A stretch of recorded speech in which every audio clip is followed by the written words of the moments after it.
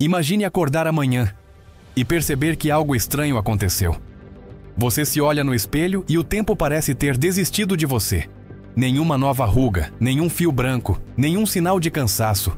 Seu corpo estacionou. O relógio biológico que silenciosamente contava cada segundo da sua vida foi desligado. As células que antes se dividiam, morriam e se renovavam, agora permanecem eternas. A princípio seria a notícia mais extraordinária da história da humanidade. As redes sociais explodiriam. Os cientistas correriam para entender. As pessoas sairiam às ruas, tocando o próprio rosto como quem verifica se ainda é real. A humanidade teria vencido o tempo. Mas o que realmente aconteceria se o corpo humano parasse de envelhecer hoje? Seria o início da eternidade, ou o fim do que chamamos de vida? Vamos imaginar que, de forma misteriosa, um fenômeno global desligou o envelhecimento humano. Nenhuma célula mais perde a capacidade de replicação. Os telômeros, estruturas que protegem o DNA e determinam o prazo de validade de uma célula, param de encurtar. A senescência celular, processo que faz as células entrarem em modo de envelhecimento, é anulada. O gene P53, responsável por frear divisões perigosas, é neutralizado e o corpo agora entra em equilíbrio perfeito. A ciência chamaria isso de imortalidade biológica, algo já observado em criaturas simples, como a medusa Turritopsis dohrnii, conhecida como a águia imortal do mar. Mas o que é equilíbrio em um ser microscópico pode ser colapso em um ser consciente. Porque a biologia humana foi desenhada para morrer, e sem morte toda a engrenagem da vida começa a ranger. Nos primeiros meses, tudo parece perfeito. O corpo não sente dores, a pele recupera o viço. O sistema imunológico funciona como se tivesse acabado de nascer. É o auge da saúde. Nenhum risco de osteoporose, Alzheimer, insuficiência cardíaca ou câncer. O metabolismo se estabiliza, o apetite equilibra-se e a regeneração é quase instantânea. Mas o que acontece com uma máquina que nunca descansa? Com o tempo, percebe-se algo estranho. As células que antes morriam para dar lugar a novas começam a se acumular. Células antigas danificadas permanecem presas no organismo. Não porque envelhecem, mas porque não sabem mais morrer. A morte celular programada, chamada apoptose, é o mecanismo que mantém a harmonia do corpo. Ela é o limpa-neves da biologia. Sem ela, o corpo acumula erros genéticos, microlesões e mutações silenciosas. O resultado? Uma juventude eterna que carrega dentro de si o germe da desordem. Um corpo aparentemente jovem, mas internamente caótico.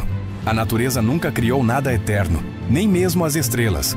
O envelhecimento é uma invenção da vida para garantir a evolução. Ao morrer, uma geração abre espaço para outra. Cada morte é uma atualização biológica. É assim que as espécies aprendem a se adaptar. Sem envelhecimento, a seleção natural seria interrompida.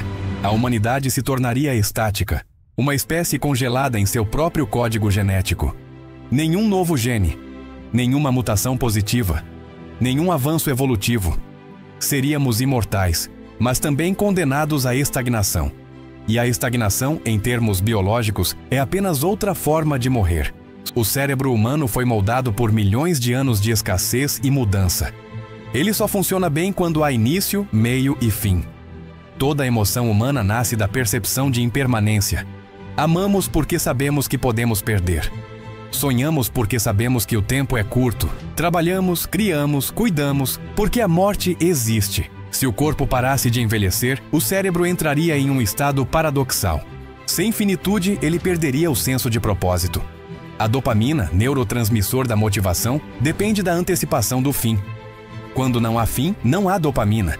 E sem dopamina, não há desejo. A eternidade seria um deserto emocional. Sem a morte, a vida perde o sabor. Porque é o limite que dá forma ao sentido.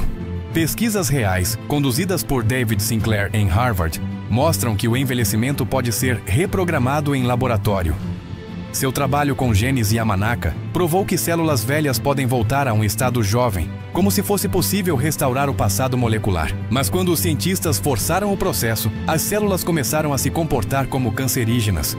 A natureza respondeu: há uma razão para o tempo existir. O envelhecimento não é punição, é inteligência biológica. É a maneira que o corpo encontra para evitar o caos. Porque o equilíbrio absoluto não é vida, é paralisia. Agora imagine o planeta, 50 anos após o último envelhecido. A população dobra, depois triplica. Os nascimentos diminuem porque ninguém quer colocar mais vidas em um mundo que nunca se renova. Os jovens desaparecem, não porque morrem, mas porque ninguém nasce. A economia colapsa, a inovação seca, a arte se repete, a política congela. As pessoas, cansadas da própria eternidade, começam a buscar outra forma de fim. A morte, banida da biologia, renasce pela filosofia, e o tédio passa a ser o novo nome do sofrimento humano.